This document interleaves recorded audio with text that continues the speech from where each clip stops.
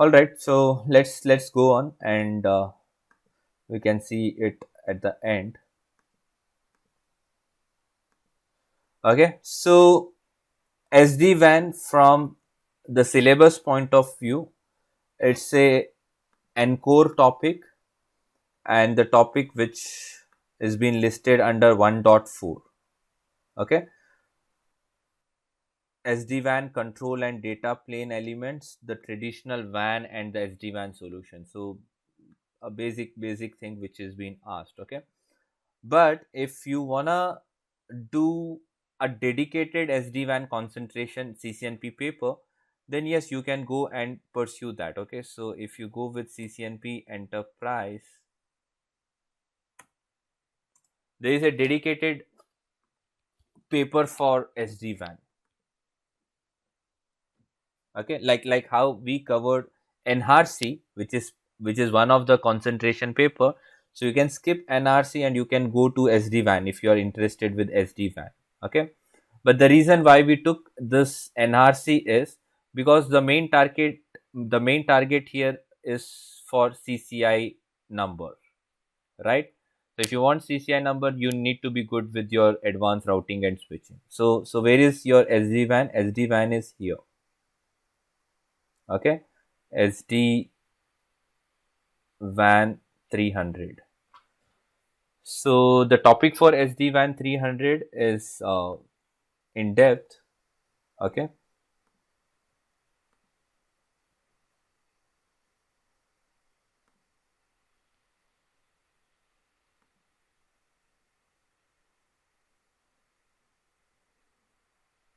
so these are the different topics. We have 6 chapters. Okay, so basically the chapters or the 6 chapters talk about the architectures and the components. Okay, the SD-WAN components, the orchestration plane, the management plane, control plane, the data planes. We have then the the W or the WAN edge platforms like V edges, C edges. Okay, so let me tell you, the SD-WAN, the Cisco SD-WAN, which also we call as Viptela. So this was a third party company, or this was a complete different organization which Cisco purchased it. Okay, and then they collabed it and they started getting called as uh, something like SD-WAN for Cisco, or Cisco's Viptela's SD-WAN, or these kind of devices. If you see, they are labeled with V. Okay, V stands for Viptela and C stands for Cisco. So that's why you see the controllers which are still reflecting V, because they were first initially developed by Viptela. Cisco is making its move to convert all this V into C, like C bond, C manage, C smart, but it will take some time. Okay, because it wanna take out that Viptela thing and wanna put its label. SD-WAN can be deployed in multiple deployment model: on premises, cloud, hypervisors. Okay, so this is about that. So you have this, as I told you, the VMware, the cloud, all those things. Regarding the certificates and whitelisting, okay, so how this SD-WAN basically works is, let's say if a customer XYZ, he wanna buy this SD-WAN.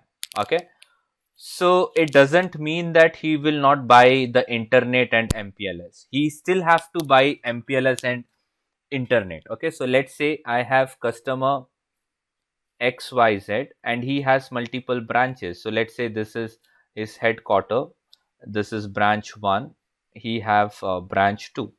The legacy option would be that he is having MPLS connection and he just connected all his different site. Or let's say he has a campus network coming up, and these campus network wanna connect with the different branch location. So basically he can go with MPLS, but MPLS is a expensive technology. He cannot afford for 10 people sitting in the campus. So what he will do is he will make use of the internet and he will build the VPN tunnels. Okay, so he'll build the VPN tunnel which is still more economical in range. These are the underlay. I can call it as underlay transport. Now, where is SD-WAN coming? SD-WAN is coming on the top of this underlay transports. Okay, so we have this SD-WAN technology which will be on the top of the MPLS and internet. But what is the benefit of SD-WAN then? Okay, if SD-WAN is not providing me the reliable communication, it's neither MPLS, it's neither internet, then why do people need SD-WAN? The reason is the features which MPLS or internet cannot provide us. So basically that can be achievable via SD-WAN. Say for example, application awareness routing. That means in the back end, if I have some servers for critical applications, I have a different server for WhatsApp. Let's say I have a different server for some payroll applications. Now these are different applications. If it was MPLS or internet, it would have given equal privilege to all these applications, right? Yes, you had option of making use of QoS, you had options of firewalls to enable, disable, but that is from network point of view. Once they are on the internet or once they are on the MPLS, then there was no option of giving the privilege on the application. Whereas in the SD-WAN, since it is sitting on the top of these MPLS and internet, we can set the parameters. We can say that it is a payroll server. I'm gonna give it more privilege. Okay, my path should be such a way, or I will select that path to be the best path, which is free at that moment of time. Because see, when I have MPLS, when I have internet both with me, might be my MPLS was slow at that particular time, right? I still have internet. So I can say that the payroll server, if it is stuck at MPLS, I can make use of internet. Now that was not possible if I don't make use of SD-WAN technology. My still packets will be preferring MPLS. Until MPLS is completely down, there will be no switch over happening. There is no failover happening. Okay. But SD-WAN is more intelligent. It's gonna see the live traffic that is happening in this transport channel. If MPLS is down, not just down, if there is a jitter, there is a delay, there is a bandwidth issue, there is load issue, SD-WAN will prefer the internet path. Okay.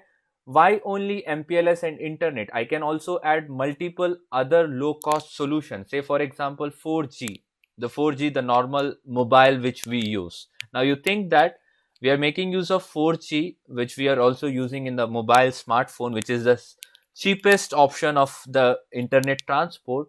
If I have two campus, why can't I make use of that 4G technology to connect these two sites? Okay, so that's possible with the help of SD-WAN. But yes, if you don't have SD-WAN, you might be thinking, why don't I connect the 4G technology irrespective of SD-WAN? But the issue would be, let's say there happens your application, multiple application, and they are gonna consider the equal privileges. So what happens is your actual data or the actual server, which is mission critical server, the packets will be in the queuing. Okay, they will be stuck in the queue. Okay, so those things we can achieve from SD-WAN. I can say that this is very important traffic, the rest of the traffic can wait, but I need to send this traffic. Okay, so SD-WAN is acting as a overlay and your other technology act as underlay. It's gonna help you as a application awareness routing. It is gonna provide you internet breakout. It is gonna be the simplest option to deploy. Okay, you can easily deploy the whole concept. And the main thing, once again here is that you are gonna segment the planes. Okay, in the case of MPLS or internet or the normal legacy method, these routers basically they will have the three planes: the control plane, the management plane, and the data plane. If the control plane for some reason is exhausted or overheaded with the number of packet, the entire site will be impacted. Okay, but in the case of SD-WAN, SD-WAN is pulling out that control plane to itself. Now SD-WAN act as the control plane or the decision maker, and these boxes, the devices, the real devices which are kept on the enterprise, they just act as a data forwarding. Okay, the control plane will be making the decision whom to send, what to send, which application to be given the highest priority, which transport layer to be used, whether MPLS, 4G, LT, whatever. It's all decided with the SD-WAN which is on the top, and the real devices kept in the core will be only doing the forwarding, the data forwarding. Okay, and this technology works on the certificate and whitelisting. So whatever I told you, SD-WAN, let's say they are on a central basis. Okay, and you have your headquarter, the branches, campus, and all. So you have the devices kept. Okay, so the controllers will be kept here. Now these devices have to form a peer relation with the controller, and now this will happen when they are properly configured with certificates, they are being whitelisted, then only these devices, the data plane devices, will form a successful relation with the controllers. Okay, if the certificate is not matching, if the whitelisting is not being taken care, they will not form a pair. Why do we do this? Is to avoid the to avoid some kind of attack. So let's say if someone comes up with his data center and he wants to use SD-WAN, there's possibility that these two devices he can just pair with this controller or this SD-WAN, and he can make use of someone else package, right? So we need to have some certificates installed here, some whitelisting mechanism installed here, which consist of certain data, say for example the site ID, the serial key of these devices. So only those serial devices will be authenticated. Okay, so only these boxes will be authenticated, so anyone else cannot just form a peer relation and form a SD-WAN, or can use a SD-WAN, someone else SD-WAN. Okay, so it happens with the certificate and the whitelisting. So whichever is a right end devices can only form the successful uh, peers with the SD-WANs. Okay, the router deployments, which talks about onboarding, orchestration, the zero touch provisioning, plug and play. Okay, so we have multiple things here to simplify the option of the end devices forming whitelisting or certificate mapping with respective to the controllers. Okay, so we have ZTP and plug and play. So Viptela was using ZTP, and Cisco is making use of PNP. Okay, so these are all the mechanism to simplify the option of SD-WAN and the end devices. These are the protocols, the TLOCs, OMP. OMP is Overlay Management Protocol,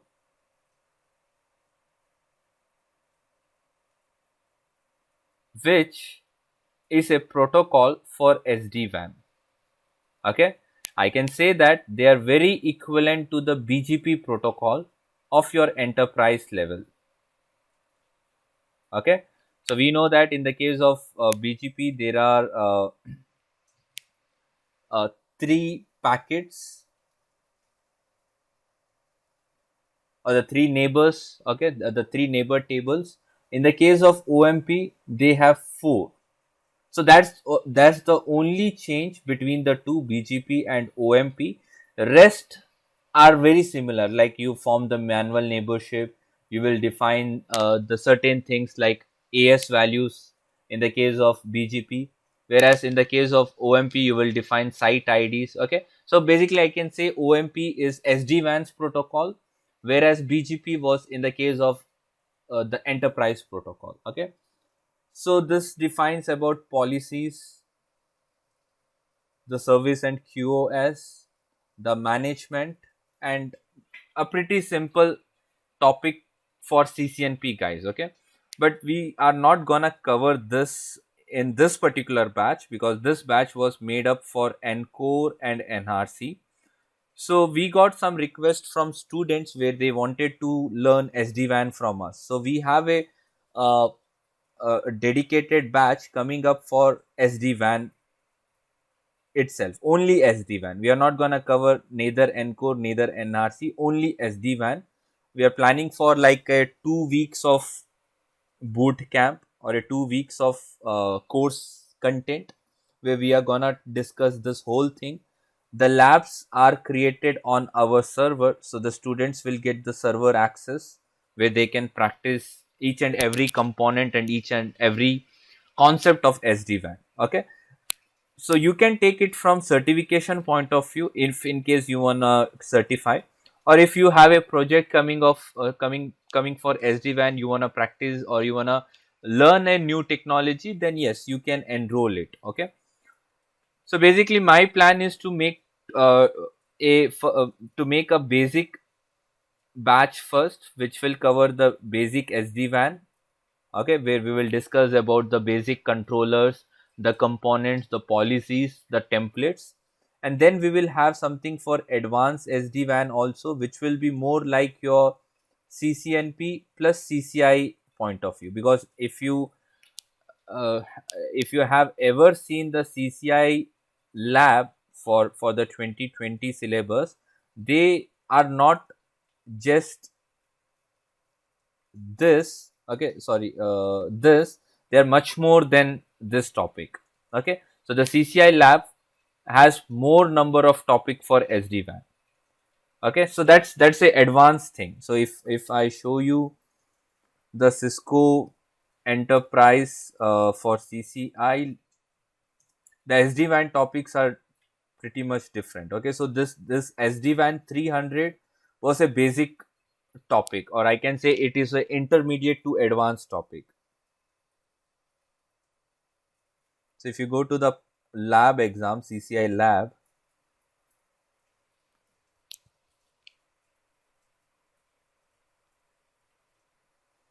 so you have a topic for software defined infrastructure.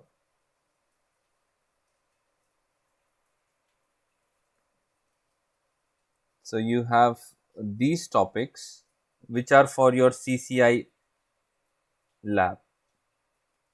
Okay, I can say that it's almost same as your CCNP concentration paper, which is SD-WAN 300. Okay, so basically SD-WAN as of now is being divided into three things. One is the SD-WAN basics. We have SD-WAN 300 and we have SD-WAN for CCI. Okay, so this should be something for intermediate to advanced guys, and this is for the basic guys. Okay, well, so that was from the syllabus point of view. Now those who never seen the SD-WAN topic, so you know where to go and where to find it. Okay, so let me open my presentation for SD-WAN. Let me go through few slides.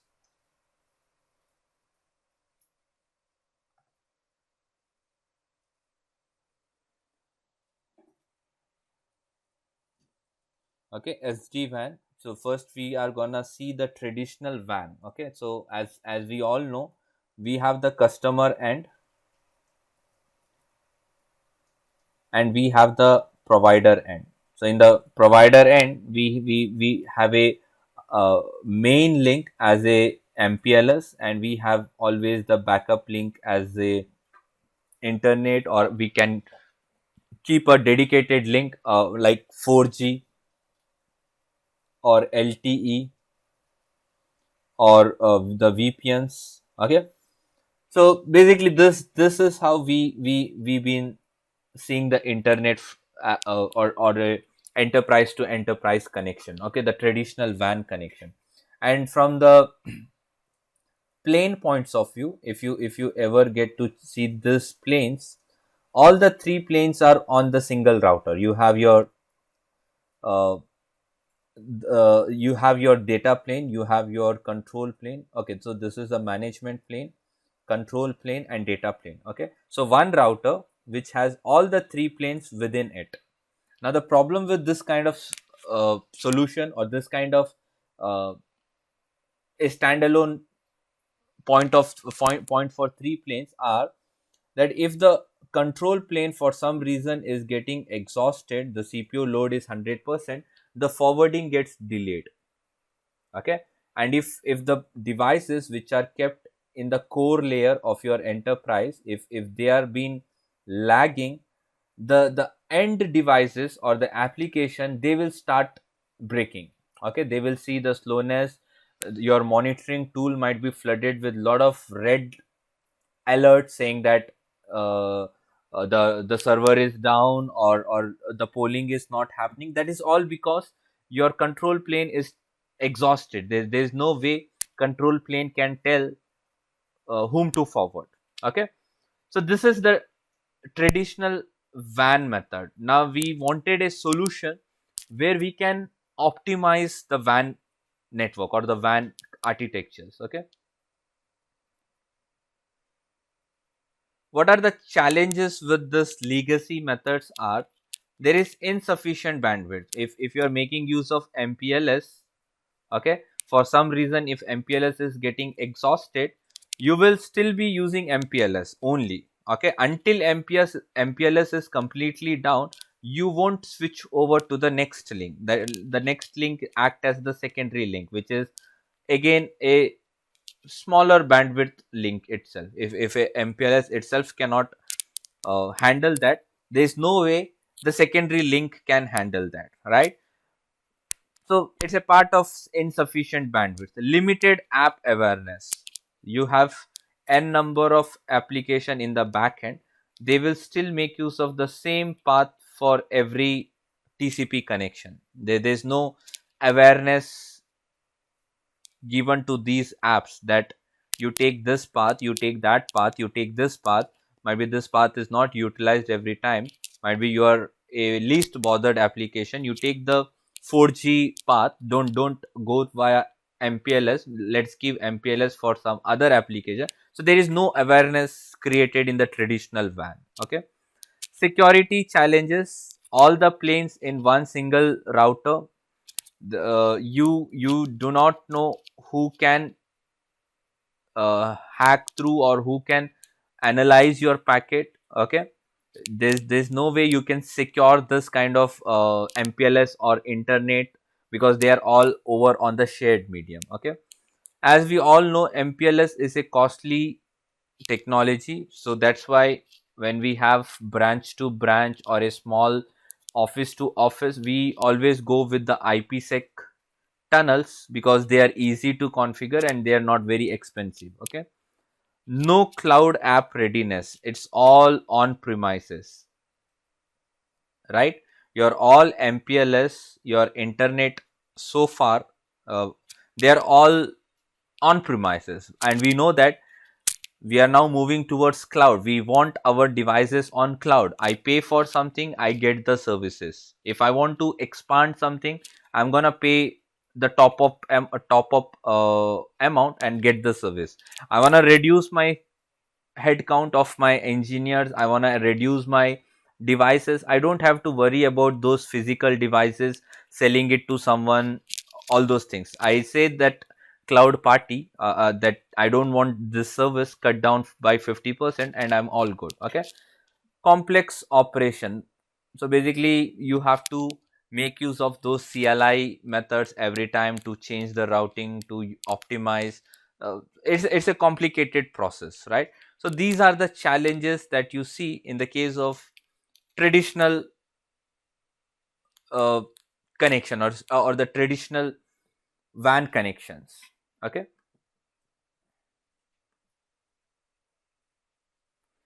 So how is this SD-WAN or the SDN going to help us?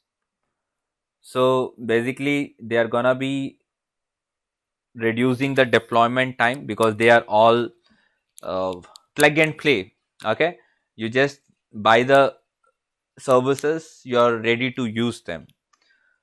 This the control plane or the management plane or the data plane are being segmented. Okay, so the control plane will be taken care by the overlay or the SD-WAN controllers, and the forwarding will be happening in the underlay devices. Complexity, so these are all graphical, there is no CLI. Okay, you can just ignore that. There's no need to pay a lot of money for MPLS to have the connection.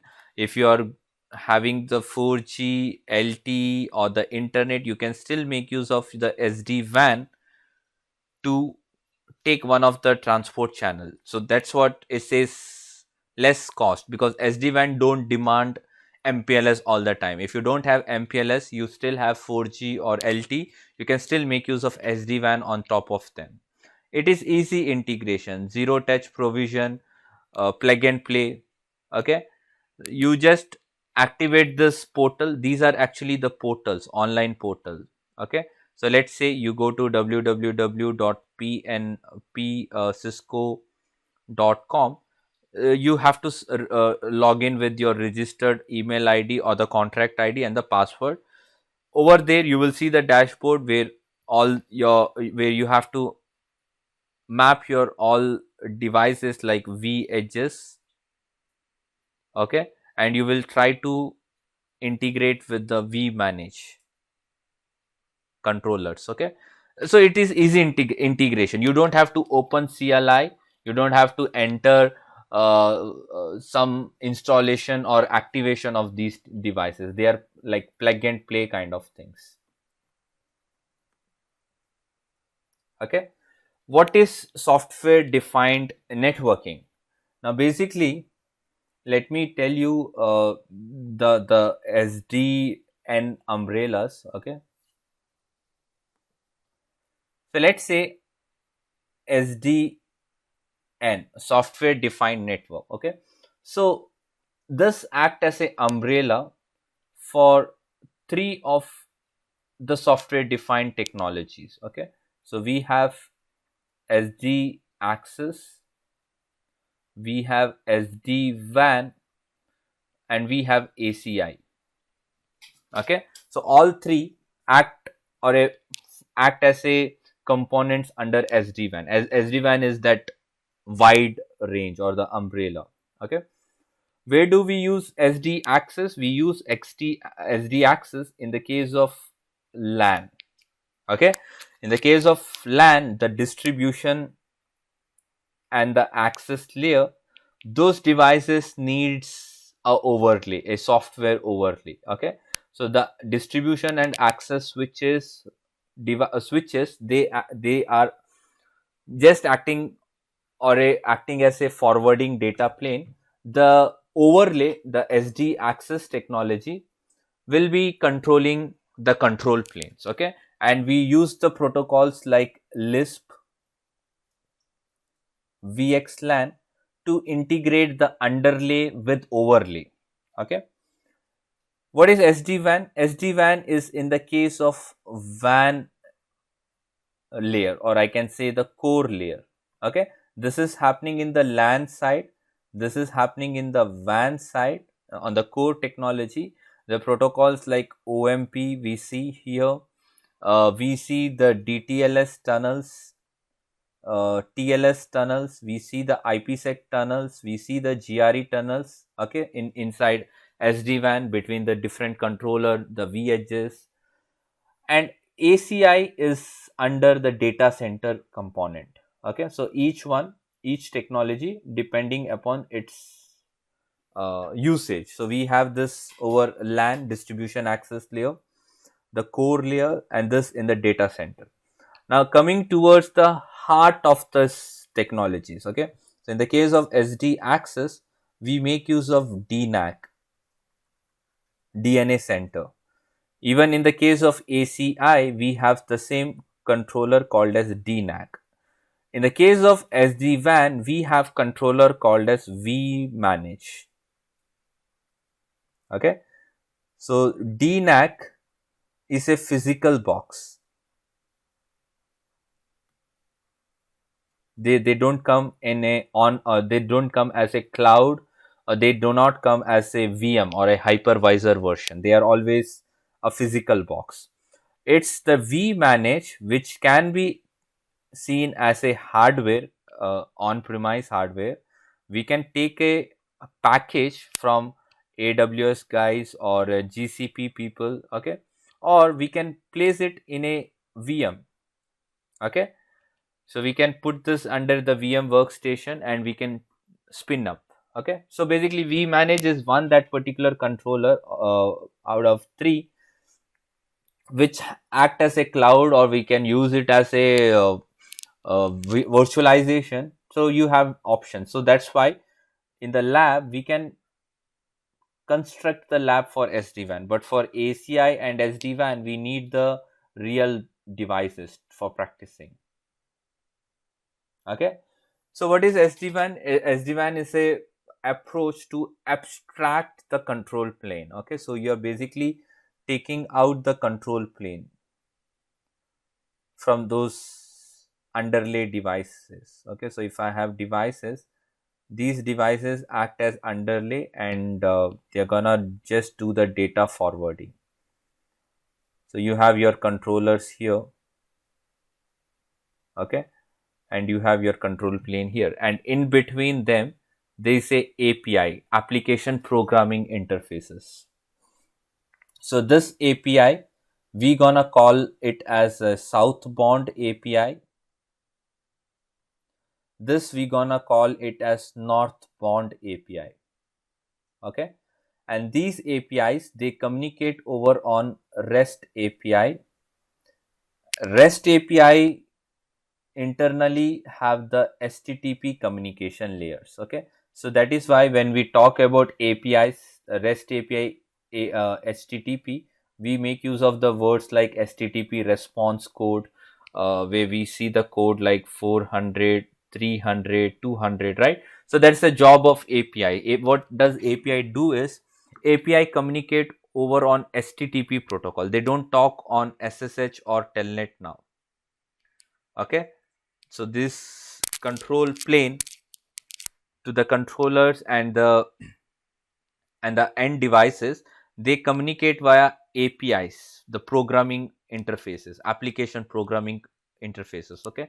So this is your GUI interface of vManage or the DNAC. So basically here your real devices will be kept, like your DNAC, or here in the case of SD-WAN we have the vManage virtualization, and over in the control plane we have the GUI dashboards, okay. And the real devices, like in the case of SD access, your distribution devices will be kept here, which has only data forwarding job, okay. The rest will be controlled from the control plane. So it's about three plane separation. You have management plane, the control plane act as a programmable, okay.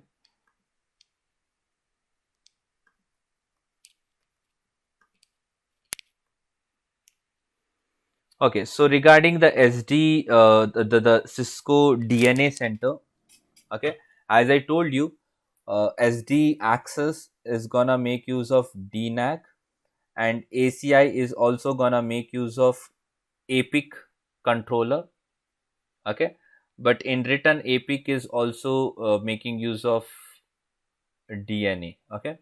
So in the case of SD-WAN, we have this vManage controller. So vManage can be placed as a cloud on premises and the virtualization, okay.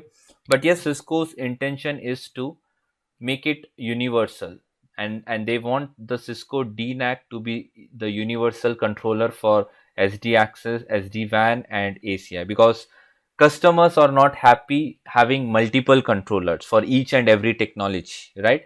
If they can have one controller, one dashboard, which can take control of WAN, uh, the the SD access devices or the distribution devices, as well as the data centers, then they are more than happy to take those or purchase those technology, right? So yes, there's something which might come in the future, but there's no such rumors anywhere, or there is no such uh, official document about this kind of approach. But yes, Cisco is planning to have a universal controller, because from the customers feedback which they receive every for every technology. So you might be knowing that Cisco's SD-WAN is not a top one product as of now. Okay, there are other product from other product for SD-WAN, like Silver Peak, FortiGate, which are better than the Cisco's one. But Cisco is giving a tough competition. It's trying to come up. Okay, so basically, it will check for the feedback. It will try to uh, take out the complaints and get a better uh, outcomes, right? So these are some complaints where the customer is having three controllers for three different technology. Okay, so these are some things where the Cisco will work on to bring this technology as number one.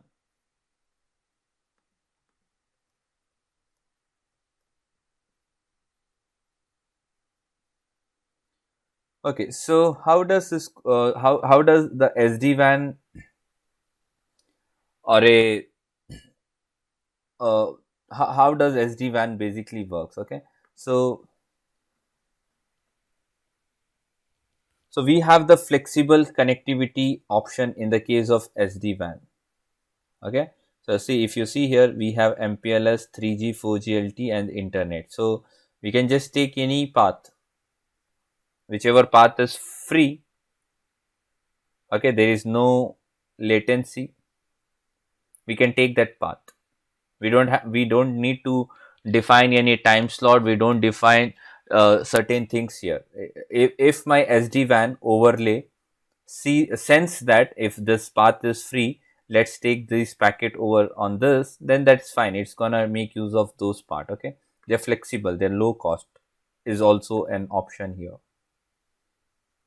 Application aware routing. So the benefit of SD-WAN is, as I told you, if there is an applications, okay, so let's say we have couple of applications here. Might be we have WhatsApp, we have the payroll servers, we have monitoring tools.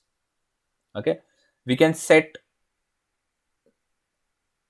some policies that the monitoring tool which are more sensitive will take always the MPLS path, because that's gonna be 1 gigabit per second. Okay, the payroll, which is the second important for me, they will be taking the 500 MB broadband transport channel.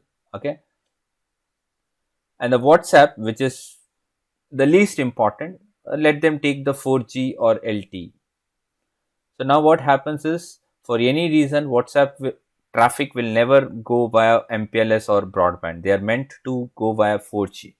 Now that cannot be achievable in the case of the legacy or the traditional WAN. But in the case of SD-WAN, it is very simple for us to put the application aware routing.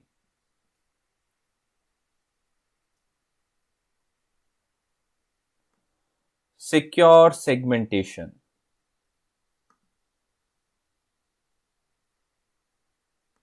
Okay. Now, to those users who were depending upon these VPNs, okay, for secure transport channel, you don't have to worry. Your SD-WAN is still gonna support the VPNs like IPsec, okay, the different transport channel. So basically, it is end-to-end segmentation. So you can see here the internet connections. You have your MPLS connections. You have your 4G LT connections. Okay, the local internet breakout. That means, let's say, as a home users,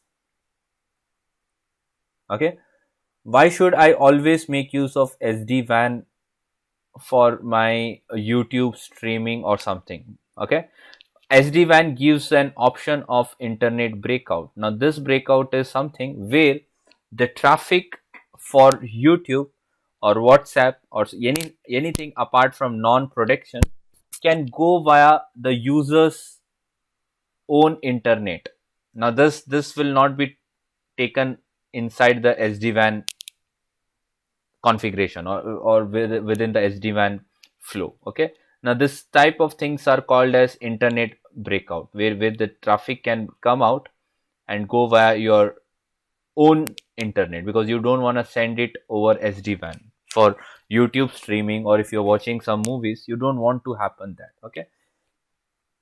And the secure cloud gateway. So SD-WAN is gonna provide you the security end-to-end segmentation. If you want to go with IPsec, you can still make use of IPsec, and on top of that you can place the SD-WAN.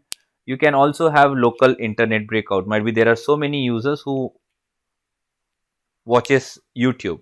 With one you will not feel much difference, but when there are like 100 users who are watching YouTube, who are watching movies, if that traffic leads to SD-WAN, SD-WAN will make the calculation. It will see that these users should go via 4G or they must go via MPLS. But why you wanna even put some kind of overhead on the SD-WAN? You can straight away give the internet breakout. They can go via the normal internet package.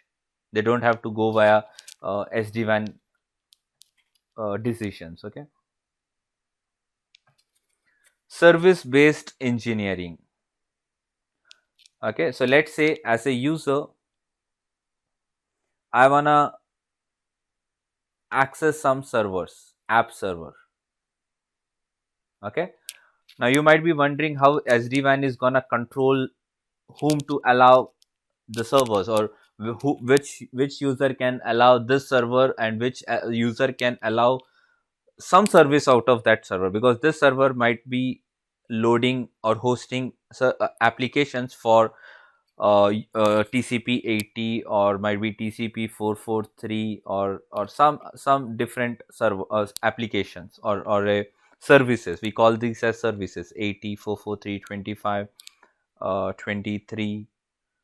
So multiple services are loaded on these servers, right? How do we give the security now? Now we can also make use of SD-WAN's service based traffic engineering. So we can have the firewalls where we can put the limitation on which port to allow, whom to deny.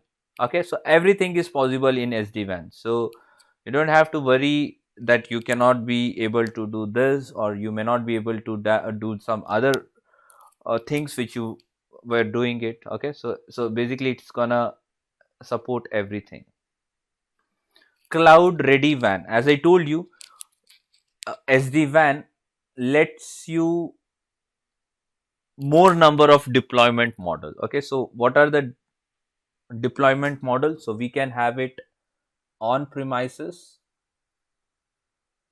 we can have it on the cloud. Okay, I can go and purchase it from AWS, GCP, Azure, or I can also have it under my virtualization if I have a bare metal servers with some hard disk. Okay, so basically it needs lot of vCPUs, it needs lot of RAM, and it needs lot of CPUs. Okay, it's not gonna work on your laptop like i7 laptop with 8 GB and all. Okay, one single controller will need 16 GB of RAM. So we can virtualize this if we have the bare metal servers with 32 CPUs, vCPUs, if 128 GBs of RAM. So if you have such servers, we can put the SD-WAN lab and we can spin up. Okay, the normal laptop is not possible. And for customer point of view, they can go with on premises. On premises is like more security, more control in the customer's hand. They can increase the number of devices, or they can put some, add on some RAM. But whereas in the cloud, it's little expensive, and there is no flexibility. Okay, whatever the vendor are supporting the package, you have to buy it. You cannot say them increase the RAM by 10 GB or 100 GB. You cannot do that. So if they are offering something, you can use it, but you cannot be more flexible. Virtualization is like on your VXI, EXI servers or workstations. Okay, so yes, it's a cloud ready. If you wanna use it tomorrow, you can go ahead, you can pay today, and you can get the service, and you can take it. Okay, how is it gonna be simplifying the entire thing? So we get this kind of the management interfaces.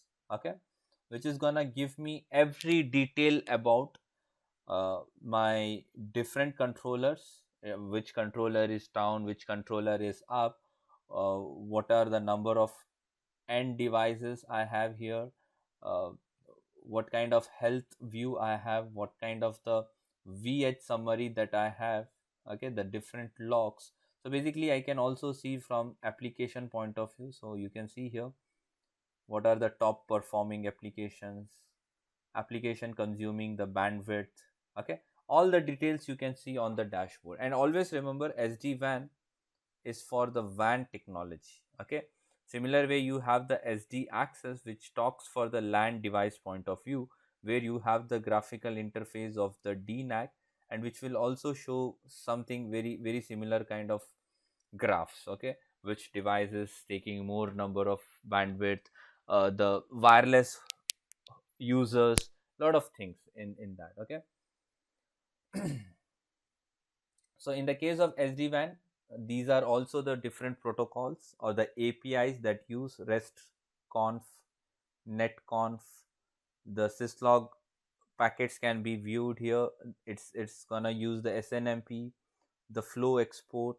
So what else than the GUI that you can use to take the control is you have the CLI and you have the Linux access. Okay, and on top of this you have GUI. So the best preferred way is GUI because they are very simple. Okay, now regarding the planes. Okay, so as we know, there are three different planes. We call it as management plane, or also orchestration plane, control plane, and data plane. Okay, so your management plane consists of the vmanage act as a heart. Vanalytic is optional. If you will see almost every log here, but if you want to add something, might be you wanna see more number of log, or you wanna see more number of reporting, etc., you can add vanalytic with vmanage. Okay, so under vmanage dashboard, over here you will see a new tab for the vanalytics. That's just a add-on package. If you buy it, you will get this tab activated. If you don't buy it, you will see all of the things within the dashboard of vmanage. Okay, under control plane you have your vsmart controller, and under data manage you have your the devices which are kept on the core layer. Okay, devices like ASR, ISR. These days we have the lot of ISR supported. Okay, like the 4K ISRs. We also have the V edge routers. We have the C edge routers. Okay, we also see variety of these devices. Okay, so these devices,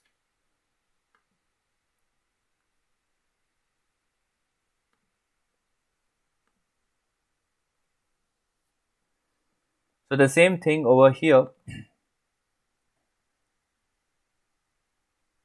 In the case of orchestration plane, containers or VM, we have this vbond. So I'm going to tell you what are these controllers. So we have vmanage, vBond, vSmart, and vEdge. Okay, so vManage is the heart of the SD-WAN controller, or I can say that it belongs to the management plane. vBond belongs to orchestration plane, or I can call as the security plane as well. vSmart act as a control plane. vEdge act as a data plane. Okay, if you see here, they can be created under controller or VMs. Okay, so basically we can go either physical or we can go either virtual. So let's talk now plane by plane, okay, or controller by controller. So when I have a management plane, which I say always as heart plane, or the heart of this SD-WAN, we have vManage, okay. So this vManage graphical interface, it's gonna give us couple of benefits. We can configure policies, template, we can provision them, multi-tenant with web scale, single pane for glass D0, D1, D2 operations, troubleshooting, monitoring, software upgrades, GUI with RBAC, programmabilities interfaces like RESTconf, NestConf. Okay, so basically they are supporting APIs. So if I run the Python script, okay, I can get the complete inventory. I can get the complete device or the vEdge devices. Okay, so I can automate these things on the controller as well as. So this is the management plane.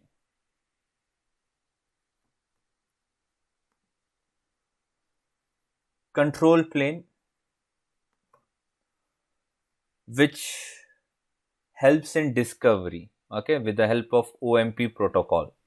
It's gonna advertise control plane update between the end routers. So these are the end routers. Okay, so the control plane, which is over here, vSmart controller. So basically they will take care of the policy update. Policy update is nothing but what that particular end router has to perform. Okay, let's say 80% to WhatsApp, might be 20%. So those are the policies, right? So vSmart will push those policies to these devices, end devices. So you can see here plane policies, chain, all those things. Okay, so basically it is used to reduce the control plane complexity. Okay, now it's very easy here. How does this authentication happen? It happens over on whitelisting certificates. Okay, so via this we will have a successful relation between vSmart and these end devices.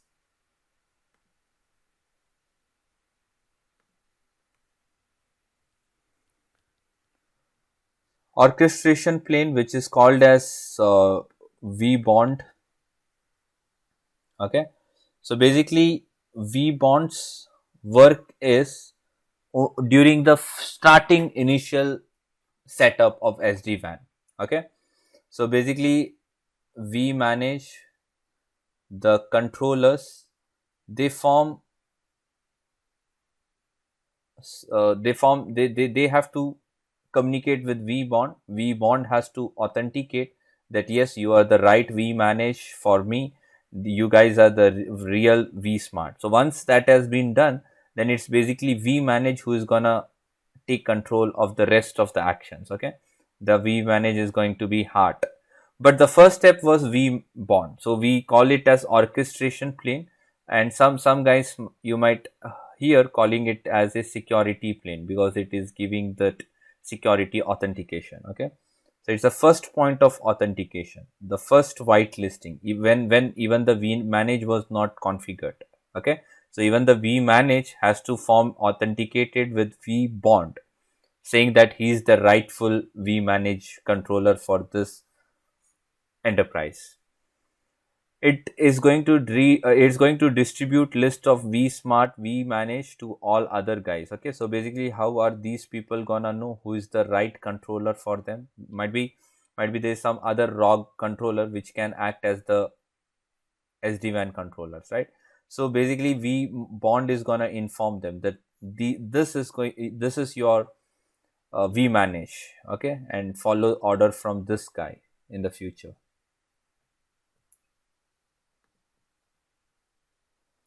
And the final is the data plane.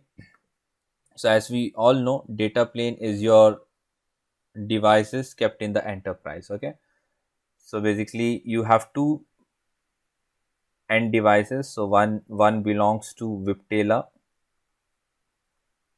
and the second one belongs to Cisco. Your iOS XE supports SD-WAN, the XE family. Okay, so you have your ISR devices where you have the 4K, 4.4K, which all supports nowadays SD-WAN. By default, SD-WAN features will be not enabled when you buy this kind of XE boxes. SD-WAN feature will not be enabled. But with a single command, we can convert the normal behavior into the SD-WAN behavior. Okay, so you have to convert the mode on these boxes.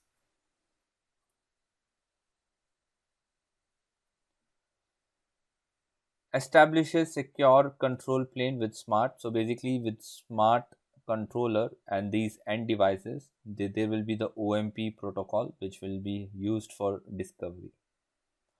Implement data plane and AAR policy. So you know what is application aware policies and you know what is data plane policies. Okay. Export performance statistic. So basically data plane is gonna give its performance outcome, which interface is consuming more bandwidth, what are the applications that's consuming the highest bandwidth. Okay, you also support zero touch deployment and PNP in the case of Cisco, and ZTP in the case of Viptela. So it's when you have these boxes kept on the day number one and you just wanna bring it inside SD-WAN for your network, right? So basically first authentication and whitelisting has to happen. Okay, so it is made very simple by these portals. You just have to log into your own registered portal and send the instruction to sync. Okay, they can be either physical boxes or they can be virtual on a hypervisors.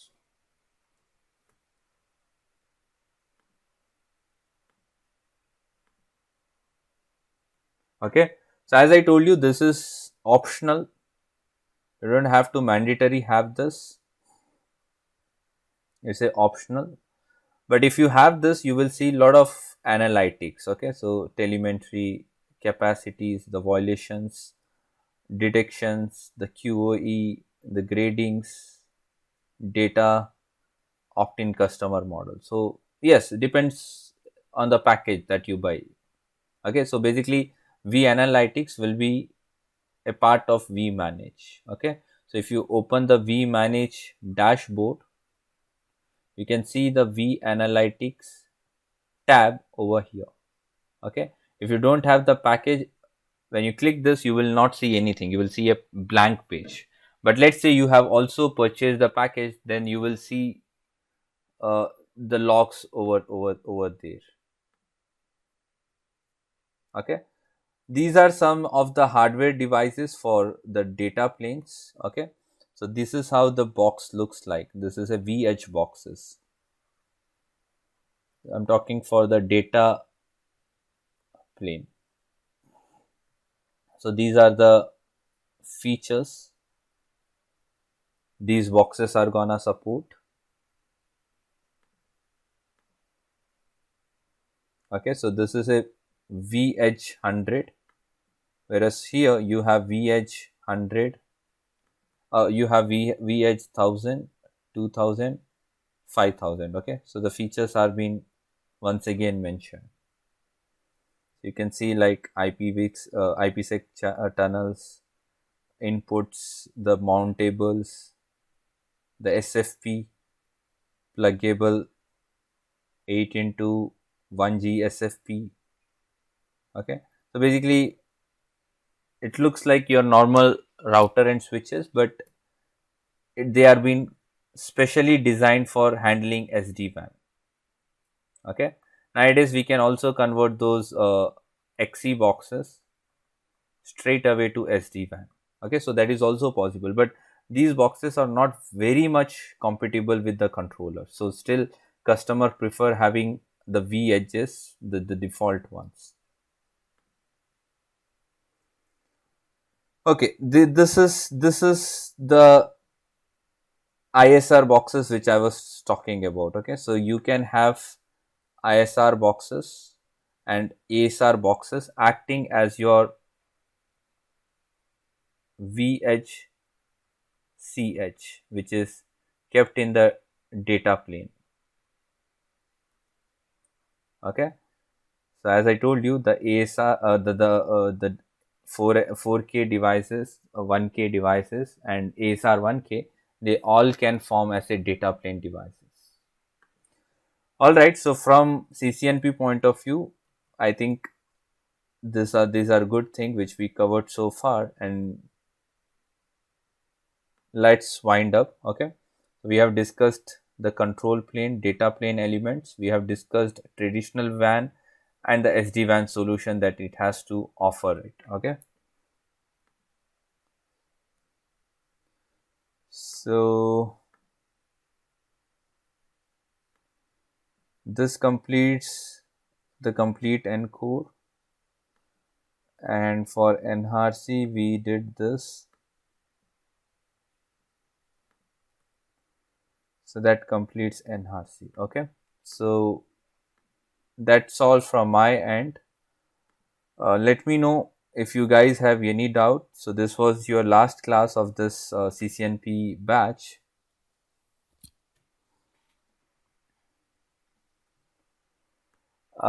Yes, there are last few classes notes which are pending on me. Okay, I have not got some time to work on those class notes and the lab. So basically I'll work on them and I'll put up on the web portal. Okay, so whenever I post something, I'll update in the group, so you guys get the notification.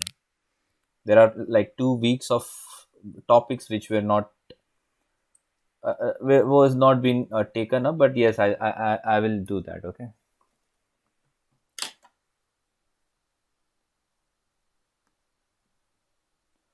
All right, guys. So a very lengthy batch which started in the month of March and getting completed in the month of September. I hope it was really a very good batch for you guys from your career point of view. Okay. So in future, if you need any help on the CCNP or if you need any other course from me, so you can reach out to me and I'll be always there to guide you guys. Okay. So see you everyone and good luck everyone. So let's meet up in the let's meet up in the next batch or might be in the next course. So thank you everyone. Thank you for joining this batch. I hope it was all good. Okay. And regarding the course completion certificate, I'll give you the course completion certificate. Might be next week. I'm little occupied in the weekend. So the next week I'll give you the CCNP course completion from my end.